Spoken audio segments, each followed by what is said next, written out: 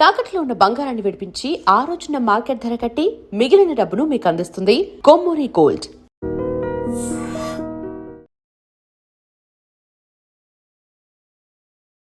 నమస్కారం, మీరు చూస్తుంది ఐ డ్రీమ్. నేను మీ కీర్తి. నాతో పాటు ప్రముఖ ఆస్ట్రాలజర్ బ్రహ్మశ్రీ గోరుగుంట్ల సురేష్ బాబు గారు ఉన్నారు. నమస్తే సురేష్ బాబు గారు. కీర్తి గారు నమస్కారం అండి. సో ఏప్రిల్ మంత్ రాశి ఫలాల కోసం అందరూ ఎదురు చూస్తున్నారు. ఉగాది పంచాంగ శ్రవణం అయింది. ఈ సంవత్సరం అంతా ఎలా ఉండబోతోందో తెలియజేశారు. సో ఇప్పుడు ప్రత్యేకంగా ఏప్రిల్ మాసం ఎలా ఉంటుందో. సో ఏప్రిల్ మాసం మనకి ఫస్ట్ మాసం అని చెప్పుకోవాలేమో. ఇందులో ఏప్రిల్ ఏమంటే 15 days చైత్ర మాసం, 15 days వచ్చేటప్పుడు వైశాఖ మాసం ఉంది. ఇందులో రెండు ముఖ్యమైన విశేషాలు అందరూ తెలుసుకోవాలండి ప్రతి ఒక్కళ్ళి. ఒకటి, ఈ మాసంలో మనకి అక్షయ తృతీయ వస్తుంది. చాలా చాలా విశిష్టత కలిగింది. ప్రతి ఒక్కళ్ళు దానాలు చేయటం, పుణ్యకర్మలు చేయటం, బంగారం కొని తెచ్చుకోవడం లేదా పవిత్రమైన వస్తువులు కొని తెచ్చుకుంటే బాగా కలిసి వస్తుంది. అమ్మవారికి బాగా ఇష్టమైన రోజు కాబట్టి అందరూ విశేషంగా హోమాలు, కనకదార స్తోత్రాలు చదువుకుంటూ ఉంటే ఆ రోజు బాగుంటుంది. రెండోది ఉదక కుంభదానం అంటారు. అంటే తినడానికి చాలా పెద్ద మాటగా ఉంటుంది కానీ సింపుల్గా ఏమంటే వాటర్ బాటిల్స్ని దానం చేసుకుంటూ వెళ్ళిపోతే చాలా బాగుంటుందని చెప్పొచ్చు. అంటే ఇప్పుడున్న కాలమాన పరిస్థితులను బట్టి పూర్వకాలంలో చలివేంద్రాలు పెట్టడం, నీళ్ళు ఇవ్వటం, మజ్జిగ ఇవ్వటం ఇవన్నీ చేస్తూ ఉంటారు. బట్ ఇప్పుడు అది కష్టం. ఒకవేళ ఇచ్చినా కానీ తాగేవాళ్ళు కూడా ఎవరు ఉండరు. ఎక్కడ ఏ కంటామినేట్ ఉంటుందని భయపడుతూ ఉంటారు. హాస్పిటల్కి పోతే 3-4 వేలు బిల్స్ వస్తాయో ఏమవుతుందని భయపడుతూ ఉంటారు. అందుకని ఇప్పుడు ఉన్న దాని పరిస్థితులను బట్టి జనరల్గా ఆధ్యాత్మికంగా ఇవ్వదలుచుకున్న వాళ్ళు ఒక ఇత్తడి చెంబు కానీ రాగి చెంబు కానీ తీసుకొని కొత్తది 300-400 అవుతుంది. దానికి చక్కగా పసుపు కుంకుమ పెట్టేసి అందులో నీళ్లు పోసి ఏదైనా సుగంధ ద్రవ్యం ఏదైనా కలిపితే యాలకులు కానీ లేదంటే లవంగాలు కానీ అందులో కలిపేసి లేదంటే మిరియాల పొడి కానీ వేసి ఆ చెంబులు అంటే పాత్ర సద్బ్రాహ్మణులకి, ఫాదర్లీ ఫిగర్ లాంటి వాళ్ళకి, గురువులకి గనక దానం చేస్తే ఉదక కుంభ దానం అంటారు. మహా పుణ్యం వస్తుంది, ఐశ్వర్యం కలిసి వస్తుంది. ఇది చాలా మందికి తెలియదు. చాలా సింపుల్, ఈజీ రెమెడీ. మరి ఏదైనా మంత్రం ఉంటుందా అండి అలా ఇచ్చేటప్పుడు? ఏం అవసరం, జస్ట్ ఓవర్ హార్టెడ్ ఇస్తే సరిపోతుంది. వీలైతే కనుక లక్ష్మీదేవి మంత్రం చదువుకున్న, విష్ణువుకి సంబంధించిన ఎప్పుడైనా దానం ఇచ్చేటప్పుడు ఎదుటి వాళ్ళ వ్యక్తిని విష్ణుమూర్తిగా భావించి ఇవ్వాలని శాస్త్రాలు చెప్తుంది. ఎందుకంటే విష్ణుమూర్తికి ఇష్టమైంది కాబట్టి, విష్ణుమూర్తి సాక్షాత్తు మన దగ్గరకు వచ్చాడు కాబట్టి ఆ భావంతో ఇస్తే చాలా బాగుంటుంది. రెండోది, కొంతమందికి అలా చేయలేని వాళ్ళకి ఆల్టర్నేటివ్ ఏమంటే వాటర్ బాటిల్స్ తీసుకొని చక్కగా డిస్ట్రిబ్యూట్ చేసుకుంటూ వెళ్ళిపోయారు అనుకోండి, ఇంకా బాగుంటుంది. నేను 2 years క్రితం మోస్ట్లీ మీతో అనుకుంటా ఒక ఇంటర్వ్యూలో చెప్పినప్పుడు US నుంచి ఒకళ్ళు ఆ క్యాన్ అన్ని కొనుక్కొని ఆఫీస్లో అక్కడ అంతా ఇచ్చుకుంటా వెళ్ళిపోయారు. ఫోటోలు తీసి పెట్టారండి. నాకు చాలా ఆనందం వేసింది. సో ఈ రెండు వేసవి కాలంలో కూడా ఆ రకంగా చూసుకున్నా కూడా సైంటిఫిక్ గా కూడా చాలా కలిసి వస్తుంది కదా. చాలా కలిసి వస్తుంది. అసలు ఒక్క సిప్ చేయగానే ఆశీర్వాదం ఆటోమేటిక్ గా వచ్చేస్తుంది. అబ్బా అనిపిస్తుంది. ఉదకం నారాయణీయం అంటారు. అంటే మనం తాగే మంచి నీళ్ళే నారాయణ తత్వం కూడుకుని మన సస్టైన్, మనం బతకొండడానికి కావాల్సిన శక్తి నీళ్ళ ద్వారా వస్తుంది కదండి. అది చేసేది ఎవరంటే నారాయణుడు. అందుకని విష్ణుమూర్తి యొక్క మెయిన్ పర్పస్ ఏంటంటే సస్టైనబిలిటీ చేయటాన్ని అనమాట. అందుకని ఇది అందరికీ చేసుకోవాలి ఈ రెండు అని చెప్పేసి మనం కోరుకుందామండి. ఇంకొక విశిష్టత జ్యోతిష శాస్త్రం ప్రకారం 4 గ్రహాలు మారుతున్నాయి. సూర్యుడు, కుజుడు, బుధుడు, శుక్రుడు 4 గ్రహాలు మారుతున్నాయి. ఇది కూడా ఒక విశిష్టత కింద మనం భావించుకోవచ్చు. ఈ యొక్క విశిష్టతలు కలిగిన ఈ మాసంలో మనకి రాసుల వారికి ఎలా ఉందో చూద్దామండి. సురేష్ బాబు గారు, మరి ఏప్రిల్ మాసంలో ధనస్సు రాశి గురించి తెలుసుకుందాం. ధనస్సు రాశి వాళ్ళు ఒక ముక్కలో చెప్పాలంటే కొంచెం జాగ్రత్తగా ఉండవలసిన టైం అని మనం చెప్పుకోవచ్చండి. జనరల్గా పెద్ద బిజినెస్ మ్యాన్లు అంతా ఈ ధనస్సు రాశిలోనే ఉంటారు. వెరీ ఇంట్రెస్టింగ్ ఉంటుందండి. ఇది గురువుకి సంబంధించిన రాశి, కానీ ఇందులో శుక్రుడికి సంబంధించిన నక్షత్రం ఉంటుంది. శుక్రుడు వచ్చేటప్పటికి భోగము, ఐశ్వర్యము, మెటీరియలిస్టిక్, లగ్జరీ, కంఫర్ట్ అంతా. గురువు వచ్చేటప్పటికి జ్ఞానం ఇస్తూ ఉంటారు. సో బిజినెస్ పీపుల్ ఎందుకు సక్సెస్ఫుల్గా ఉంటారు ఇందులో పుట్టిన వాళ్ళు అంటే, డబ్బులు కావాలి, దానికి కావాల్సిన జ్ఞానం గురువు ఇస్తూ ఉంటారు. శుక్రుడికి డబ్బులు కావాలి, బంగారం కావాలి, భోగం, ఐశ్వర్యం కావాలి, దానికి కావాల్సిన జ్ఞానం గురువు ఈ రాశి వాళ్ళకి అధిపతి కాబట్టి ఫోర్స్ఫుల్గా బై డిఫాల్ట్ ఇస్తూ ఉంటారు. అందుకని బిజినెస్ పీపుల్ సక్సెస్ఫుల్ అయిన వాళ్ళంతా ఇందులోనే ఉంటారు. మీరు చూసుకోండి, top 10-20 business people, successful people ఎవరైనా ఉంటే ఎనీ కంట్రీలో వాళ్ళు ఖచ్చితంగా ధనుసు రాశిలో 6-7 ఖచ్చితంగా ఉంటారు. బై డిఫాల్ట్ ఉంటారు అందులో. సూపర్. సో అమ్మాయిలు ఎవరైనా ఉంటే ధనుసు రాసిన వాళ్ళని పెళ్లి చేసుకోండి. ఎందుకంటే గురువు యొక్క ప్రభావంతో చక్కగా ఉంటారు. అలానే బిజినెస్ లో ఉంటాం కాబట్టి లిస్ట్ ఉంటుంది కదా, ఆ లిస్ట్ అన్నా ఎక్కువగా బాగా ఫుల్ఫిల్ చేసే వాళ్ళు ఎవరంటే వీళ్ళు.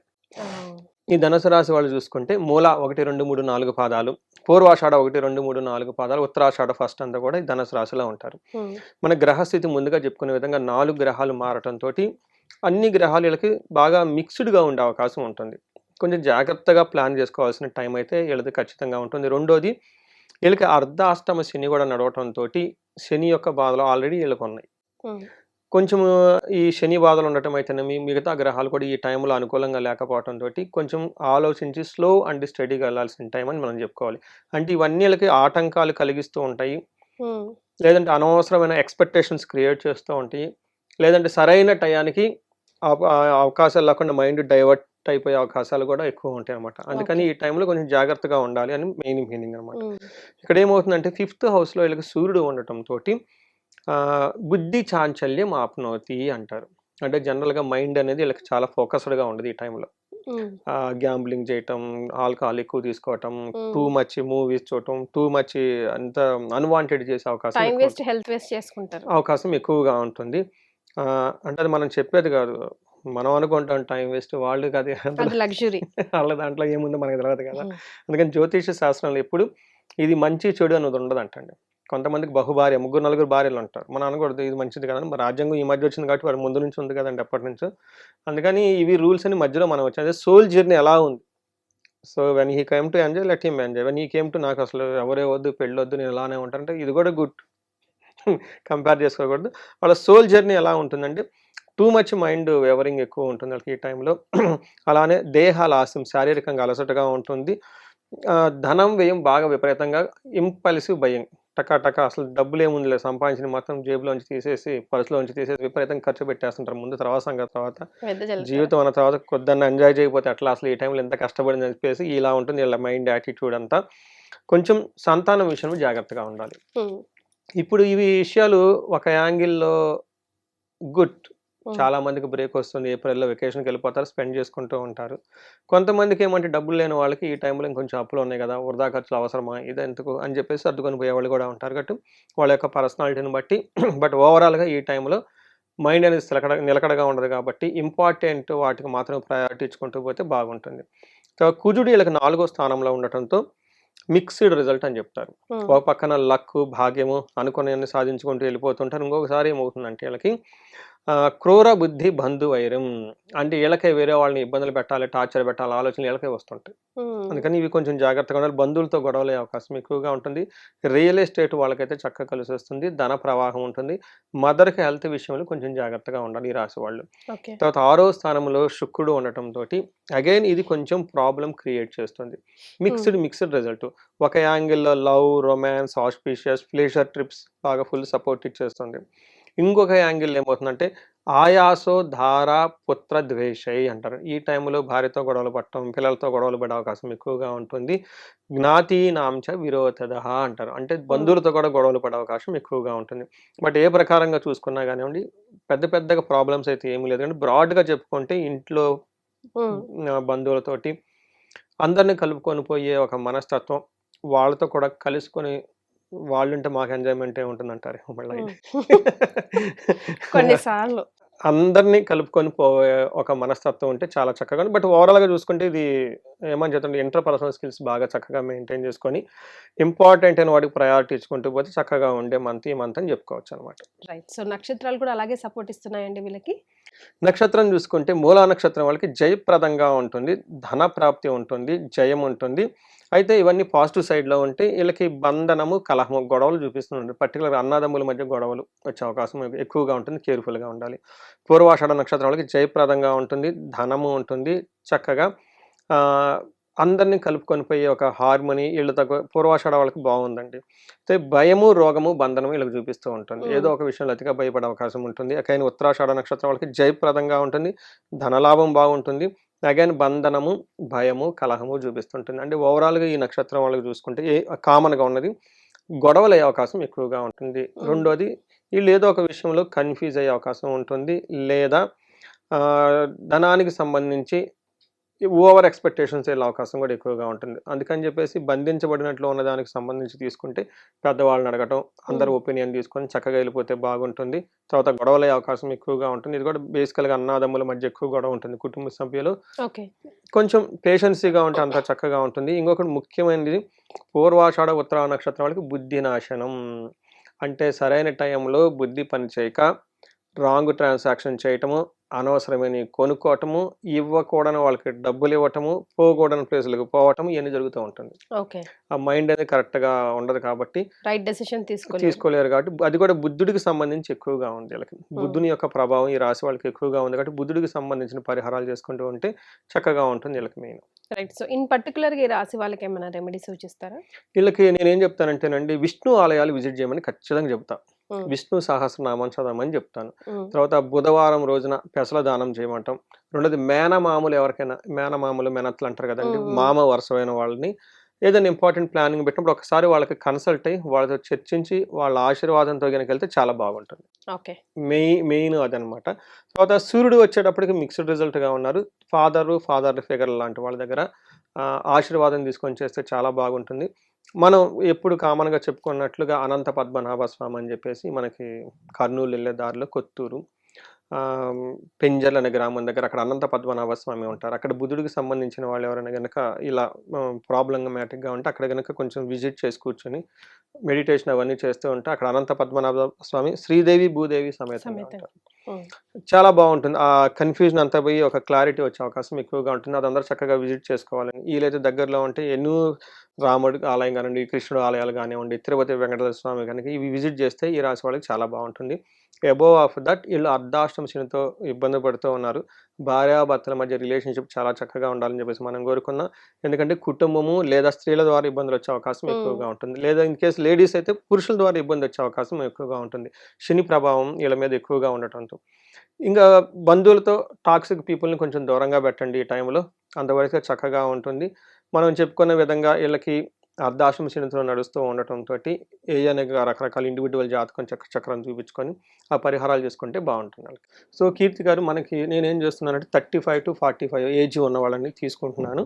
ఎందుకు ఆ ఏజ్ గ్రూప్ అంటే హైలీ ప్రొడక్టివిటీ ఉంటుంది. ఆ ఏజ్లో ఎనర్జెటిక్గా ఉంటారు, ఫ్యామిలీ ఉంటారు, సొసైటీలో ఉంటారు, 10 years రియల్ టైమ్ ఎక్స్పీరియన్స్ ఉంటుంది, మేనేజర్ పొజిషన్లో ఉంటారు. ఎన్ఆర్ఎల్ అయితే ఒక మంచి పొజిషన్లో ఖచ్చితంగా అయితే ఉంటారు, ఎందుకంటే వాళ్ళకున్న చదువుకి. కానీ ఈ టైంలో సడన్గా వాళ్ళ కెరియర్లో కనుక గ్రోత్ లేకుండా ఆగిపోయి ఉంటే, స్టాగ్నేటెడ్ అయ్యి ఉండి అన్ఎక్స్పెక్టెడ్ ప్రాబ్లమ్ ఫేస్ చేస్తూ ఉన్నారంటే దాని మీనింగ్ ఏంటంటే వాళ్ళ యొక్క ఇండివిజువల్ జాతకంలో వాళ్ళకి దోషాలు ఉన్నాయి, లేదంటే శాపాలు యాక్టివేట్ అయ్యో నేను గమనించుకోవాలి. అందుకని ఎవరికైనా కనుక ఎక్కడో గ్రోత్ ఆగిపోయింది అనుకున్నప్పుడు ఇమ్మీడియట్గా కూడా హారోస్కోప్ చెక్ చేయించుకొని 1-2 సార్లు గ్రహశాంతులు లేదంటే శాపాలు చూపించుకొని వాటికి సంబంధించిన రెమెడీస్ చాలా ముందు తెలుసుకోవాలి. Awareness is the key to success అంటారు.